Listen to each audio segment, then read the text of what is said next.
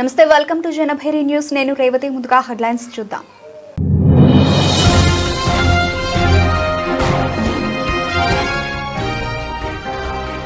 భారత్కు శుభవార్త చెప్పిన ట్రంప్, టారిఫ్లు 25% నుంచి 18% తగ్గింపు.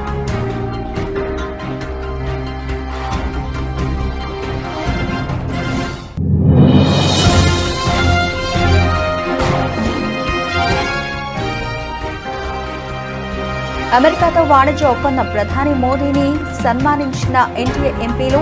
భారత్ మాతాకి జై, వందే మాతరం అంటూ నినాదాలు.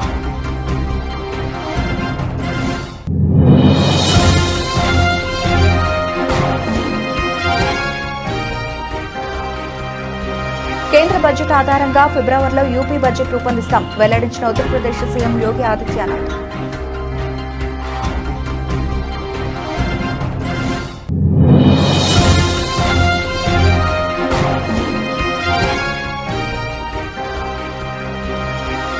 ముఖ్యమంత్రి చంద్రబాబు అధ్యక్షతన ఏపీ కేబినెట్ సమావేశం, పలు కీలక అంశాలపై జరిగిన చర్చ.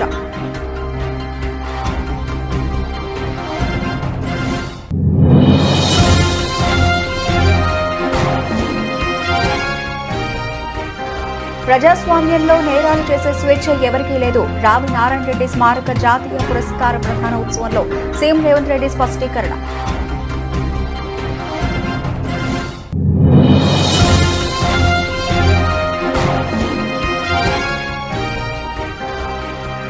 రాష్ట్రాన్ని బీహార్లో మారుస్తున్నారు, సీఎం చంద్రబాబుపై విపక్ష నేత బొత్స సత్యనారాయణ ఘాటు వ్యాఖ్యలు.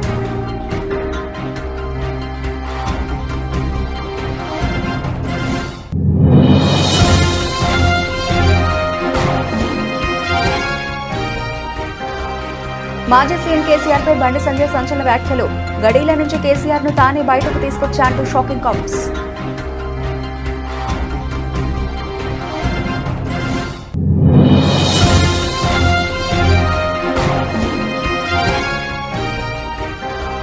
అనంతల ఉపాధి పథకం పరిరక్షణ యాత్ర ప్రారంభించిన వైఎస్ షర్మిల, ఉపాధి పథకాన్ని పునరుద్ధరించాలని డిమాండ్.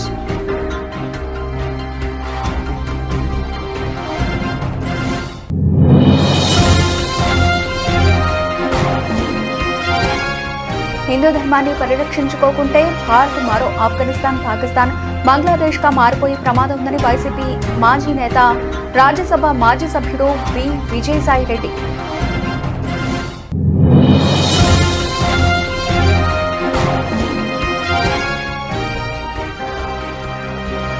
తిరుపతి లడ్డు విషయంలో టీడీపీ డిఫెన్స్ లో పడింది. అధికార పార్టీపై వైసీపీ మాజీ ఎంపీ మార్గాని భారత విమర్శలు.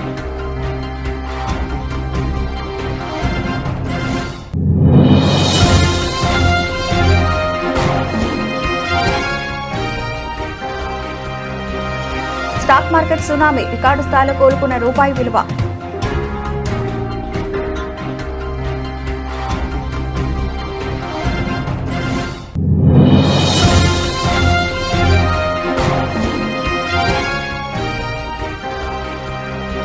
ధనుష్ తో మరోసారి జత కడుతున్న సాయి పల్లవి, G55 లో హీరోయిన్ గా నేషనల్ బ్యూటీ.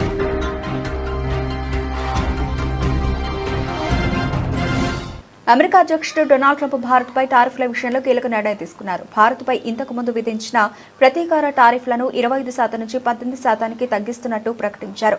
ప్రధాని నరేంద్ర మోదీతో ఫోన్ కాల్ ద్వారా మాట్లాడిన అనంతరం ఈ ప్రకటన వెలువడడం ప్రాధాన్యత సంతరించుకుంది. భారత ప్రధాని నరేంద్ర మోదీతో మాట్లాడడాన్ని గౌరవంగా భావిస్తున్నానని ట్రంప్ చెప్పుకొచ్చారు. మోదీ తన గొప్ప స్నేహితుల్లో ఒకరని, ఆయన భారత్లో అత్యంత శక్తివంతమైన నేత అంటూ ప్రశంసలు కురిపించారు. తాము ఫోన్ కాల్లో చాలా విషయాలు మాట్లాడుకున్నారు. వాణిజ్యం, రష్యా ఉక్రెయిన్ యుద్ధం ముగింపు తదితర అంశాలు చర్చకు వచ్చాయని తెలిపారు. ఇది తక్షణమే అమల్లోకి వస్తుందని, ఇప్పటి వరకు అమల్లో ఉన్న 25% టారిఫ్లు 18% తగ్గుతాయని స్పష్టం చేశారు. అదే సమయంలో భారత్ వైపు నుంచి కూడా టారిఫ్లు తగ్గుతాయనుకుంటున్నానని అభిప్రాయపడ్డారు. దాంతో పాటే పూర్తి పన్నురహిత వాణిజ్యానికి ద్వారాలు తెరుచుకుంటాయని ఆశిస్తున్నానని అన్నారు.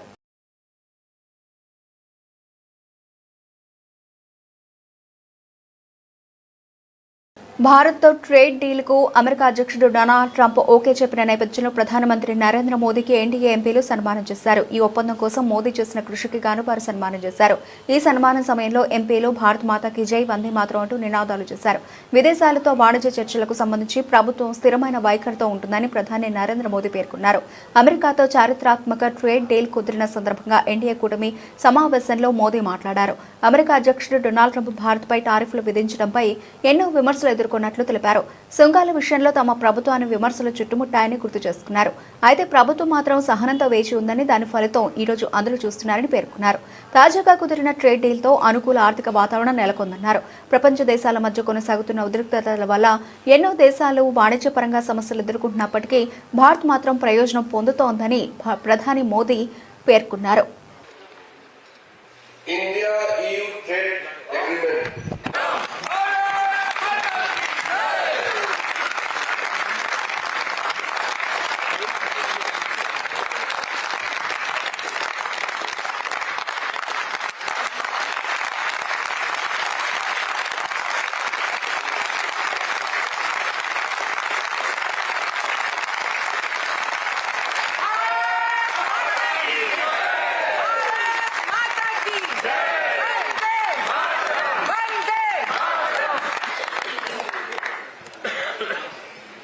కేంద్ర బడ్జెట్ ఆధారంగా తాము ఫిబ్రవరిలో ఉత్తరప్రదేశ్ బడ్జెట్ను రూపొందిస్తామని ముఖ్యమంత్రి యోగి ఆదిత్యనాథ్ వెల్లడించారు. ఈ విషయమై ఆయన మీడియాతో మాట్లాడుతూ డబుల్ ఇంజన్ ప్రభుత్వం నుండి వచ్చిన ఈ బడ్జెట్ దేశంలోని అతిపెద్ద జనాభాకు ప్రయోజనం చేకూరుస్తుందని అసహనం వ్యక్తం చేశారు. 2026-27 కేంద్ర బడ్జెట్లో 7 కొత్త హైస్పీడ్ రైలు కారిడార్లను ప్రకటించారని, వాటిలో 2 ఉత్తరప్రదేశ్లో ఉన్నాయని సందర్భంగా ముఖ్యమంత్రి తెలిపారు. यह बजट मैं मुख्य रूप से कह सकता हूं कि यह एक नए भारत का नया उत्तर प्रदेश और नए भारत के नए उत्तर प्रदेश में आज सड़क भी है और उसकी स्पीड भी है, निवेश भी है और विश्वास भी, पहचान भी है और उस पर एक आत्म गौरव का भाव भी, शासन भी है और उसका एक निर्णायक नेतृत्व भी है। मेरा मानना है कि जो हमारे पास इंफ्रास्ट्रक्चर के लिए, एक्सप्रेसवे के लिए, रेलवे कॉरिडोर के लिए, फ्रेट कॉरिडोर के लिए, लॉजिस्टिक के लिए और शहरी इंफ्रास्ट्रक्चर के लिए, हेल्थ इंफ्रास्ट्रक्चर के लिए बजट में जो कुछ भी घोषणाएं हुई इसका लाभ यूपी को प्राप्त होगा। लाखों की संख्या में यूपी के नौजवानों के लिए रोजगार की सुविधाएं प्राप्त होंगी। ये रोजगार की संभावनाएं यूपी की युवा शक्ति को यूपी के अंदर ही अपनी प्रतिभा का लाभ प्रदान करने में मदद करेगी। ये विकसित भारत के लक्ष्यों को प्राप्त करने में यूपी जैसे राज्य की बड़ी भूमिका हो सकती है।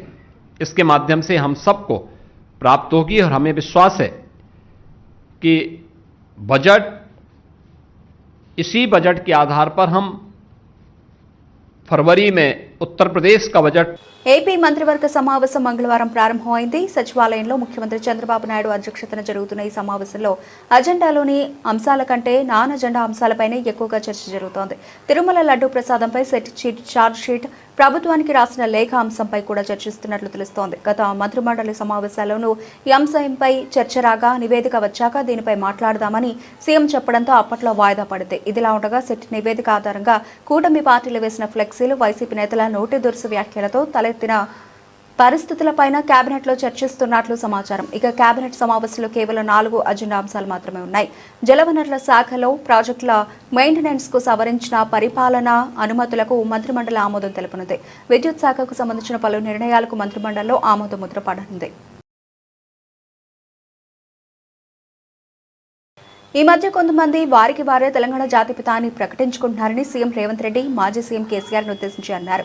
చేసిన తప్పులకు పోలీసులు నోటీసులు ఇస్తే తెలంగాణ జాతిపితకు నోటీసులు ఇచ్చారంటున్నారని విమర్శించారు.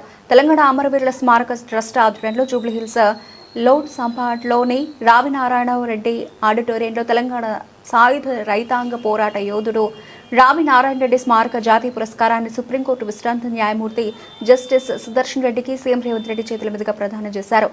అంతకుముందు రావి నారాయణ రెడ్డి చిత్రపటానికి ముఖ్యమంత్రి పుష్పాంజలి ఘటించారు.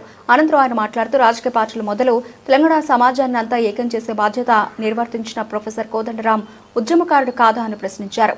ప్రజాస్వామ్యంలో ప్రజాస్వామ్యానికి స్వేచ్ఛ ఉన్నది, క్రిమినల్ కాన్స్పిరసీకి స్వేచ్ఛ లేవు. డెమోక్రటిక్ ప్రాసెస్ లో ప్రజాస్వామిక విలువలు ప్రజలు లేదా ప్రజాప్రతినిధులు స్వేచ్ఛగా ప్రజాస్వామ్య పరిమితికి లోబడి వారి అభిప్రాయాలను వ్యక్తపరచడానికి మాత్రమే స్వేచ్ఛ ఉంది తప్ప నేరాలు చేస్తాం, ఆ నేరాలను మీరు అడగొద్దు, మీరు విచారించొద్దు అనే స్వేచ్ఛ, క్రిమినల్ ఫ్రీడమ్ లేదు అని నేను భావిస్తున్నా. ఈ రెండింటికున్న చిన్న తేడాను తెలంగాణ సమాజం గమనించాలి. అధికారం ఉన్నప్పుడు దాన్ని దుర్వినియోగాన్ని చేసి అధికారాన్ని పదిలం చేసుకోవాలన్న ఆలోచనతోని వేల కోట్ల రూపాయలు, వందల ఎకరాల భూములు అన్ని రకాలుగా సంపాదించుకొని అక్రమ మార్గాలను ఎంచుకున్నప్పుడు విచారణ తప్పదు. ప్రజాస్వామ్య బద్ధంగా డాక్టర్ బాబాసాహెబ్ అంబేద్కర్ గారు ఇచ్చిన రాజ్యాంగమే అది.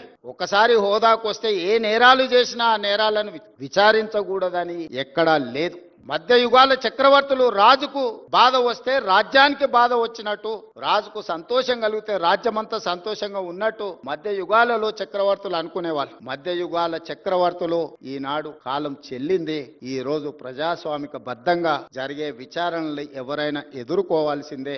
రాష్ట్రంలోని వైఎస్ఆర్సీపీ నేతల ఇళ్లపై జరిగిన దాడుల్ని టీడీపీ ప్రోత్సహిస్తే పోలీసులు దగ్గరుండి వత్తాసు పలకారని శాసనమండలి విపక్ష నేత బొత్స సత్యనారాయణ తెలిపారు.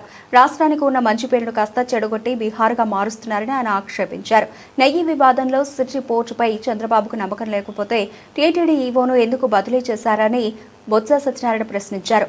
వైఎస్ఆర్సీపీ నేతలపై జరుగుతున్న దాడులపై జాతీయ స్థాయికి వెళ్లి పోరాడతామని, ఈ మేరకు త్వరలోనే కార్యాచరణ ప్రకటిస్తామని బొత్స తెలిపారు. అంబటి రాంబాబు గారు ఎప్పుడు మాట్లాడుతుంటారు, ఎప్పుడు అసభ్యంగా మాట్లాడలేదే, ఎప్పుడు లైన్ తప్పి మాట్లాడలేదే.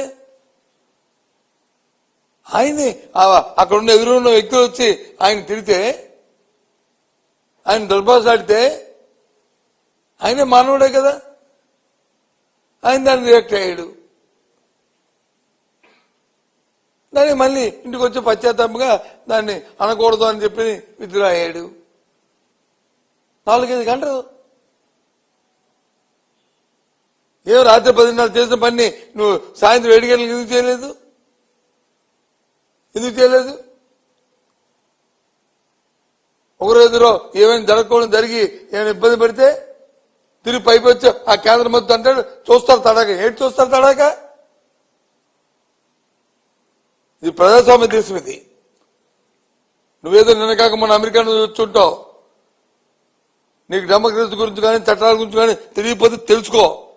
భగవంతుడు నీకు అవకాశం ఇచ్చాడు, నీ ముఖ్యమంత్రి నీకు అవకాశం ఇచ్చాడు, కేంద్ర మంత్రిగా చేశాడు.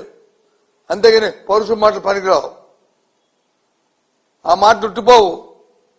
ఒక నోట్లో స్వల్ప మాట ఆడితే, ఒక పౌరుషం మాట ఆడితే ఆ మాటతో ఇక ప్రతిఫలం అనుభవిస్తారు. ఏంటి తెలియజేస్తారు? అర్థం అవట్లే.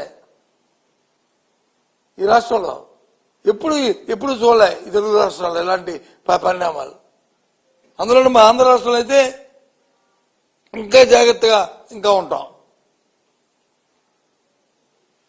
ఎందుకోసం ఇది? దేనికోసం? చేతనైతే మంచి పిల్లల్ని, చేతనైతే మంచి గవర్నెన్స్ ఇయ్యు, ప్రజలతో సభాష్ అనిపించుకో. చేత కాదు కానీ రైతులకు వచ్చి కనీసం ఎరువులు ఇవ్వలేని దిక్కుమాలిన పరిస్థితి ఉంది వాళ్ళ రాష్ట్రం.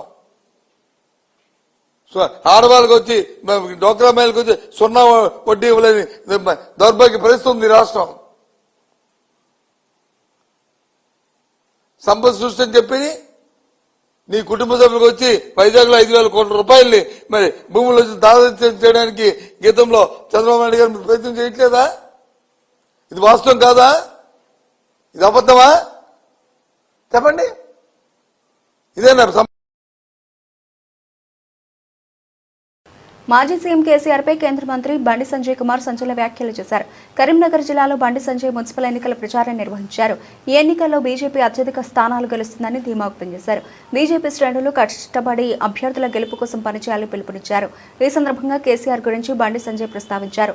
ఫామ్ హౌస్ లో ఉన్న కేసీఆర్ ను బయటకు లాక్కొచ్చారని అన్నారు. కేసీఆర్ మెడలు వంచింది తానేనని, తాను ఎవరికి భయపడనని బండి సంజయ్ షాకింగ్ కామెంట్స్ చేశారు. ఇలా పోటీ చేయడానికి ఇవ్వలేరు. మళ్ళీ ఇది అయినాక నిష్పత్తి రాయ నేను ఇవాళ మేయర్ గెలిపినాక మా మేయర్ కరీంనగర్ లో పువ్వు గుర్తు మేయర్ అయినాక ఈ కబ్జాలు చేసిన వాళ్ళు ఇవ్వాలి ఇప్పట మిగతా వాళ్ళు కూడా జైలుకు పంపుతా గ్యారెంటీ. జైలుకు పంపుడు గ్యారెంటీ. ఎవరు నిష్పత్తి పక్షలేదు. పేదల కోసం పనిచేస్తున్నాం మేము. ఇలా నిధులు నేను తీసుకొచ్చినా మీరు గెలిపించక ఢిల్లీకి పోయి నిధులు తీసుకొస్తే ఈ నిధులు దారి మళ్లించే ప్రయత్నం చేశారు. మొన్నకు మొన్న 134 కోట్ల రూపాయల వరకు వచ్చిన పైపుల కోసమని. ఇప్పుడు 50 కోట్ల రూపాయలు ఆల్రెడీ మున్సిపాలిటీలో ఉన్నాయి. 50 కోట్ల రూపాయలు ఆల్రెడీ ఉన్నాయి రోడ్ల కోసమని. ఇవాళ మమ్మల్ని గెలిపిస్తే ఆ పైసలు మళ్ళా మీకు వస్తాయి, మీరు రోడ్లకు వస్తాయి. ఇవాళ మమ్మల్ని గెలిపేకుంటే ఆ పైసలు మొత్తం దారి మళ్ళించి మళ్ళా దేనికోసం పెడతారు. మీకు రోడ్లు కావాలన్నా వద్దా? మీకు అభివృద్ధి కావాలన్నా వద్దా? నిధులు కావాలన్నా వద్దా?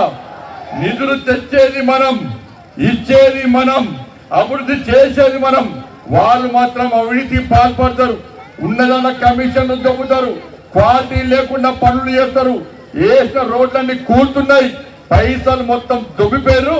ఇలా మళ్ళా మాకు అవకాశం ఇవ్వండి అంటున్నారు. ఎందుకంటే ఉన్నాయి దోసుకపోదామని. ఇవాళ మనకు ఓటేకుంటే పువ్వు గుర్తు గెలుకుంటే నిధులు దారి మళ్తాయి. అభివృద్ధి మధ్యలోనే అవుతుంది. రోడ్లు అవుతాయి, మోర్లు అవుతాయి, మళ్ళా రావు. నిధులు వస్తే మాత్రం వాళ్ళు దొబ్బిపోతారక్క. ఇవాళ బీఆర్ఎస్ వాళ్ళ పరిస్థితి అది. పైసలు తెస్తే వాళ్ళు మేం చేస్తామంటారు. ఇక కాంగ్రెస్ వాళ్ళు ఈ 2 సంవత్సరాలు ఒక్క పైసలు ఇచ్చినాక అరే రోడ్లు కరీంనగర్ పక్క పెట్టు, మీకు 2500 రూపాయలు పెన్షన్ ఇస్తాను ఇచ్చిరా? ఆడవాళ్ళకు తులం బంగారం ఇస్తాను ఇచ్చిరా? CM Chandrababu, deputy CM Pawan Kalyan, ప్రతిపక్ష నేత జగన్మోహన్ రెడ్డి ప్రధానమంత్రి నరేంద్ర మోదీకి తొత్తులుగా వ్యవహరిస్తున్నారని పీసీసీ అధ్యక్షురాలు వైఎస్ షర్మిల మండిపడ్డారు. అనంతపురం జిల్లా నార్పల మండలం బండ్లపల్లి గ్రామంలో మహాత్మాగాంధీ జాతీయ గ్రామీణ ఉపాధి హామీ పథకం పరిరక్షణ యాత్రను షర్మిల ప్రారంభించారు. ఈ సందర్భంగా గ్రామంలో ఏర్పాటు చేసిన సభలో ఆమె మాట్లాడుతూ కాంగ్రెస్ హయాంలో దాదాపు 20 ఏళ్ల కిందట బండ్లపల్లి వేదికగా ఉపాధి హామీ పథకాన్ని సోనియా గాంధీ ప్రారంభించారని, ఈ పథకాన్ని మోదీ, చంద్రబాబు, జగన్ కలిసి భ్రష్టు పట్టించారని విమర్శించారు. రాష్ట్రంపై భారం వేసేలా వీబీజీ రామ్జీ పథకానికి చంద్రబాబు, జగన్ ఎందుకు మద్దతిచ్చారు అని ప్రశ్నించారు. ఉపాధి పథకాన్ని పునరుద్ధరించేలా కేంద్రంపై ఒత్తిడి తేవాలని డిమాండ్ చేశారు. రాజశేఖర రెడ్డి గారు ప్రజానాయకుడు. రాజశేఖర రెడ్డి గారు 5 సంవత్సరాలు మాత్రమే ముఖ్యమంత్రిగా ఉన్నారు. కానీ 5 సంవత్సరాలలో ప్రజలకు ఏమి కావాలి అని ప్రజల నాడి కనుక్కొని మరి పథకాలను రూపొందించి ఆ పథకాలను బ్రహ్మాండంగా అమలు చేశాడు రాజశేఖర రెడ్డి గారు. ఆరోగ్యశ్రీ అయితేనేమి, ఫీజు రీయింబర్స్మెంట్ అయితేనేమి, పావలా వడ్డీకే రుణాలు అయితేనేమి, లేక 46 లక్షల మందికి ఇల్లులు కట్టడం అయితేనేమి, లేక రైతులకి అండగా నిలబడ్డం అయితేనేమి, రాజశేఖర రెడ్డి గారికి ఎవరూ సాటి కాదు. రైతులనైతే రాజులు చేసిన వాడు రాజశేఖర రెడ్డి గారు. రైతుల్ని నెత్తిన పెట్టుకున్న వాడు రాజశేఖర రెడ్డి గారు. అలాంటి రాజశేఖర రెడ్డి గారు ముఖ్యమంత్రిగా ఉన్నప్పుడు 20 ఏళ్ల క్రితం ఇదే బండ్లపల్లి గ్రామంలో రాజశేఖర రెడ్డి గారు, సోనియా గాంధీ గారు, అప్పటి కాంగ్రెస్ పార్టీ అధ్యక్షురాలు మన్మోహన్ సింగ్ గారు, అప్పుడు ప్రధానమంత్రి గారు అందరితో కూడా వచ్చి రాజశేఖర రెడ్డి గారు ఇదే బండ్లపల్లిలో 20 ఏళ్ల క్రితం ఫిబ్రవరి 2వ తేదీన 2006న మహాత్మా గాంధీ జాతీయ గ్రామీణ ఉపాధి హామీ పథకాన్ని ఇక్కడే జన్మింపచేశారు. మీ గ్రామంలో జన్మింపచేశారు. ఎందుకంటే అనంతపురం జిల్లా కరువు జిల్లా కాబట్టి. ఎక్కడైనా చేసుండొచ్చు, కానీ రాజశేఖర రెడ్డి గారు అనంతపురం జిల్లాలో ఈ గ్రామాన్ని ఎంచుకున్నారు అంటే దానికి కారణం ఈ జిల్లా కరువు జిల్లా కాబట్టి, ఇక్కడ పని లేక వలసలు పోతున్నారు కాబట్టి రాజశేఖర రెడ్డి గారు ఇది ఎంచుకున్నారు, ఇక్కడికి రావడం జరిగింది. ఆ తర్వాత రాజశేఖర రెడ్డి గారు మొదలుపెట్టిన ఈ పథకం దేశమంతా ఆ 5 ఏళ్లలో బ్రహ్మాండంగా అమలు చేయడం జరిగింది. ఆ తర్వాత ఒక 5 ఏళ్లు కూడా కాంగ్రెస్ పార్టీ అధికారంలో ఉంది, బ్రహ్మాండంగా అమలు చేయడం జరిగింది. కానీ గత 10 ఏళ్లగా ఉపాధి హామీ పథకం అంటే కరువు పని ఎంత ఘోరంగా తయారయ్యిందంటే ఈ రోజుటికి కనీసం చేసిన పనికి కూడా డబ్బులు ఇప్పించుకోలేని దిక్కుమాలిన స్థితికి ఈ పథకం దిగజారిపోయింది. కనీసం పని చేస్తే ఈ పని చేశాము, మాకు ఇంత రావాలి, ఇంతే వస్తుంది అని ఎవరినైనా అడుగుదాము అంటే కూడా దిక్కులేని పరిస్థితి ఈ రోజు ఉంది. ఆ రోజుల్లో ఆటో ఛార్జీలు ఇచ్చి, మజ్జిగిచ్చి ఆడవాళ్లకు సైతం సమాన వేతనం ఉండాలని రాజశేఖర రెడ్డి గారు ఎంతో ఆలోచన చేసి ఇది పైలట్ ప్రాజెక్ట్ గా ఆంధ్రప్రదేశ్ లో తీసుకున్నారు. కాబట్టి ఎన్నో ఆలోచనలు, ఆడవారికి కూడా సమాన వేతనం ఉండాలన్నది ఒకటే కట్ అయితే డైరెక్ట్ గా డబ్బులు వాళ్ళ అకౌంట్ లోనే వాళ్ళ చేతుల్లోకే వస్తే కమిషన్లు కట్టింగ్లు ఎక్కడ? హిందూ ధర్మాన్ని పరిరక్షించుకోకుంటే భారత్ మరో ఆఫ్ఘనిస్తాన్, పాకిస్తాన్, బంగ్లాదేశ్ గా మారిపోయే ప్రమాదం ఉందని వైసీపీ మాజీ నేత, రాజ్యసభ మాజీ సభ్యుడు వి విజయసాయిరెడ్డి ఆందోళన వ్యక్తం చేశారు. భక్త మల్లారెడ్డి గ్లోబల్ ఫౌండేషన్ ఆధ్వర్యంలో తిరుపతిలో నిర్వహించిన హిందూ ధర్మ పరిరక్షణ సమావేశంలో ఆయన పాల్గొన్నారు. రెడ్డి అనుబంధ సామాజిక వర్గీయులు పాల్గొనే సమావేశంలో విజయసాయిరెడ్డి మాట్లాడుతూ మత మార్పులను వ్యతిరేకిద్దామని పిలుపునిచ్చారు. మత మార్పులతో హిందూ ధర్మానికి నష్టమని హెచ్చరించారు. సభకు నా హృదయపూర్వక నమస్కారములు.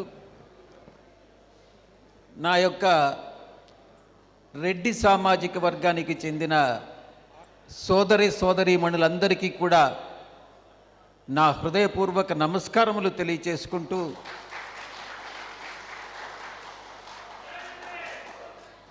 నా యొక్క ఈ యొక్క చిరు సందేశాన్ని మీకు అందించాలన్నటువంటి ఒక తపనతో నేను ప్రారంభిస్తా ఉన్నా. మన సామాజిక వర్గం అంటే కొన్ని వేల సంవత్సరాల చరిత్ర ఉన్నటువంటి ఈ యొక్క సామాజిక వర్గం ఒక మనసున్నటువంటి సామాజిక వర్గంగా ఈరోజు కాలక్రమేణా ఈరోజు అవతరించడం నిజంగా చాలా సంతోషకరమైనటువంటి విషయం, గర్వదాయకం కూడా. ఒక్కసారి చరిత్రలోకి వెళ్ళినట్లయితే గ్రామంలో, ప్రతి గ్రామంలో ఒకప్పుడు అందరూ కాపులే. ఆ కాపుల్లో నుంచి గ్రామంలో, ప్రతి గ్రామంలో బాధ్యతలని అందరికీ, ప్రతి ఒక్కరికి, గ్రామ ప్రజలందరికీ కూడా నేనున్నాను అంటూ బాధ్యతలు స్వీకరించి వారి బాగోగులు చూసుకునేదానికి ముందుకొచ్చినటువంటి వాళ్లే రెడ్లుగా పరిగణించబడ్డారన్నటువంటిది చరిత్ర చెప్తా ఉంది. రెడ్డి అంటే నాయకత్వ లక్షణాలు,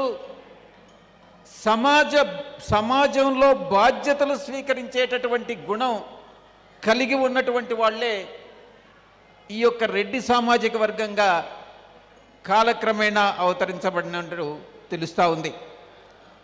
సమాజం, ఈ యొక్క సమాజ శ్రేయస్సు కోసం, ఈ దేశ శ్రేయస్సు. తిరుపతి లడ్డు విషయంలో టీడీపీ డిఫెన్స్ లో పడిందని వైసీపీ మాజీ ఎంపీ, రాష్ట్ర అధికార ప్రతినిధి మార్గాని భారత్ అన్నారు.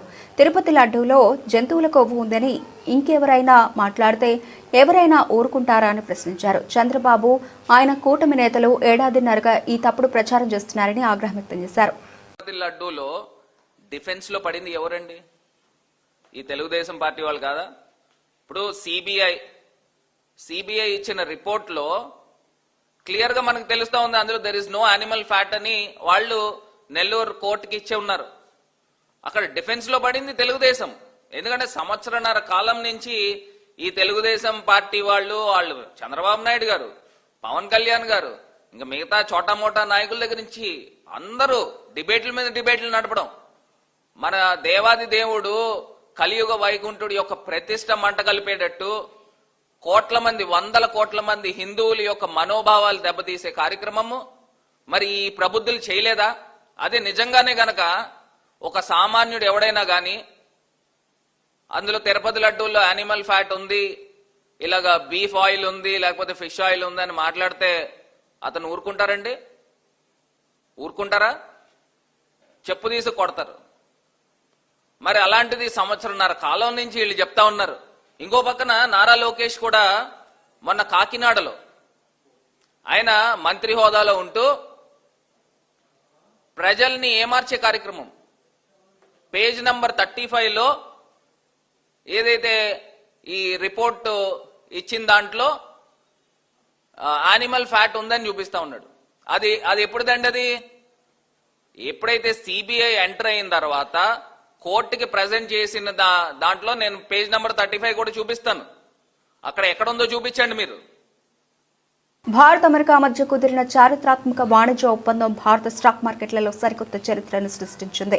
మంగళవారం ఉదయం మార్కెట్ ప్రారంభమైన నిమిషాల వ్యవధిలోని సెన్సెక్స్ 2400 పాయింట్లకు పైగా లాభపడగా నిఫ్టీ ఏకంగా 750 పాయింట్లు ఎగబాకింది. అమెరికా విధిస్తున్న సుంకాలు 50% నుంచి 18% తగ్గుతాయన్న వార్త ఇన్వెస్టర్లలో నూతన ఉత్సాహాన్ని నింపింది. ఉదయాన్నే నిఫ్టీ 800 పాయింట్ల ప్రీమియంతో ట్రేడ్ అవ్వడం చూస్తేనే మార్కెట్ ఏ రేంజ్లో ఉండబోతోందో అర్థమైంది. అమెరికాకు ఎక్కువగా ఎగుమతులు చేసే ఇన్ఫోసిస్, విప్రో, టీసీఎస్ వంటి ఐటీ దిగ్గజాల షేర్లు 5 నుండి 7% లాభపడ్డాయి. అలాగే టెక్స్టైల్స్, ఫార్మా రంగాల్లో కొనుగోలు జాతర కొనసాగుతోంది. ఈ భారీ జంపుతో ఇన్వెస్టర్ల సంపద కేవలం గంటల వ్యవధిలోనే సుమారు 10 లక్షల కోట్ల రూపాయలు పెరిగినట్లు అంచనా. Kollywood star hero Dhanush natural beauty Sai Pallavi combination అంటే ప్రేక్షకులకు మొదట గుర్తొచ్చేది రౌడీ బేబీ పాట. మ్యారీడ్ 2 చిత్రంలోని ఈ పాటకు ప్రేక్షకులు ఫిదా అవడంతో పాటు వీరిద్దరి కెమిస్ట్రీకి మంచి మార్కులు పడ్డాయి. అయితే ఇప్పుడు దాదాపు 6 ఏళ్ల తర్వాత ఈ క్రేజీ జోడీ మరోసారి వెండితెరపై సందడి చేయబోతున్నట్లు తెలుస్తోంది. ధనుష్ కెరీర్లో 55వ చిత్రంగా రాబోతోన్న D55లో సాయి పల్లవి హీరోయిన్ గా ఎంపికైనట్లు తెలుస్తోంది. ఇప్పటికే ఈ చిత్రంలో శ్రీలీలను కథానాయికగా తీసుకున్న చిత్ర బృందం మరో హీరోయిన్ పాత్ర కోసం సాయి పల్లవిని సంప్రదించగా సాయి పల్లవి ఓకే చెప్పినట్లు తెలుస్తోంది. ఈ సినిమాకు అమరన్ సినిమాతో సూపర్ హిట్ అందుకున్న రాజ్ కుమార్ పెరియా స్వామి దర్శకత్వం వహించబోతున్నారు. వండర్ బార్ ఫిలిమ్స్ సంస్థ ఈ సినిమాను నిర్మించబోతోంది.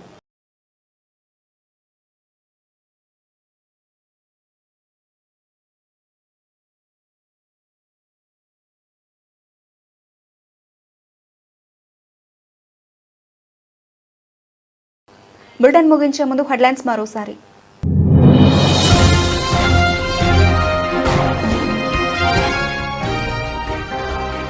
భారత్కు శుభవార్త చెప్పిన ట్రంప్, టారిఫ్లు 25% నుంచి 18% తగ్గింపు.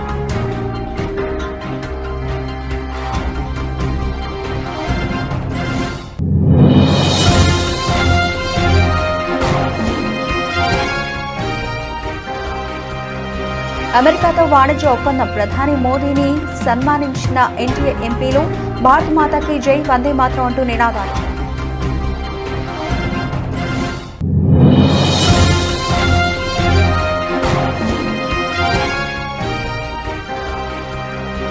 కేంద్ర బడ్జెట్ ఆధారంగా ఫిబ్రవరిలో యూపీ బడ్జెట్ రూపొందిస్తాం, వెల్లడించిన ఉత్తరప్రదేశ్ సీఎం యోగి ఆదిత్యనాథ్.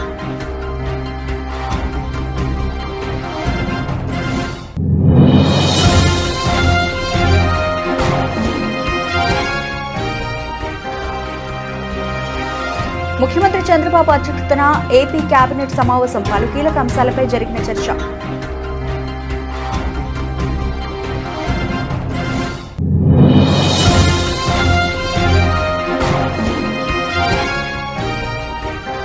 ప్రజాస్వామ్యంలో నేరాలు చేసే స్వేచ్ఛ ఎవరికీ లేదు. రావి నారాయణ రెడ్డి స్మారక జాతీయ పురస్కార ప్రధాన ఉత్సవంలో సీఎం రేవంత్ రెడ్డి స్పష్టీకరణ.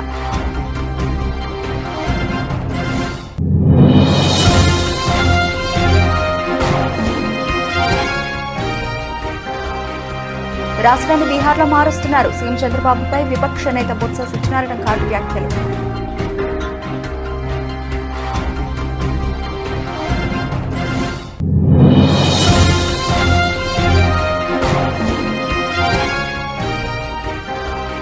మాజీ సీఎం కేసీఆర్ పై బండి సంజయ్ సంచలన వ్యాఖ్యలు. గడీల నుంచి కేసీఆర్ ను తానే బయటకు తీసుకొచ్చా అంటూ షాకింగ్ కామెంట్స్.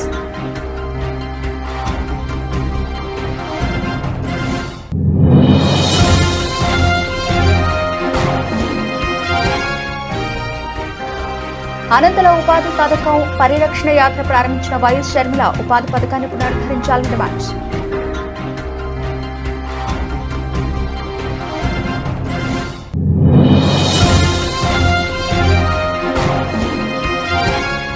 హిందూ ధర్మాన్ని పరిరక్షించుకోకుంటే భారత్ మరో ఆఫ్ఘనిస్తాన్, పాకిస్తాన్, బంగ్లాదేశ్ గా మారిపోయే ప్రమాదం ఉందని వైసీపీ మాజీ నేత, రాజ్యసభ మాజీ సభ్యుడు వి Vijayasai Reddy.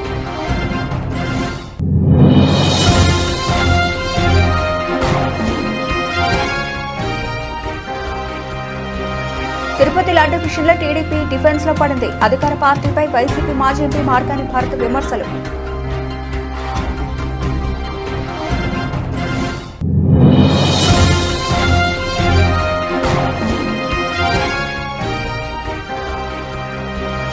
Stock market tsunami, record స్థాయిలో కోలుకున్న రూపాయి విలువ.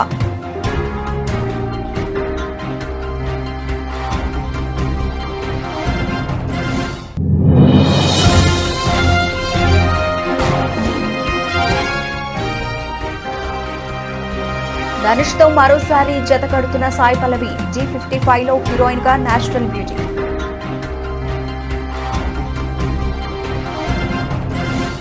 ఇవి ఇప్పటివరకు నవలసిన అప్డేట్స్. మరిన్ని అప్డేట్స్ తో మళ్ళీ కలుద్దాం. అంతవరకు సెలవు, నమస్తే.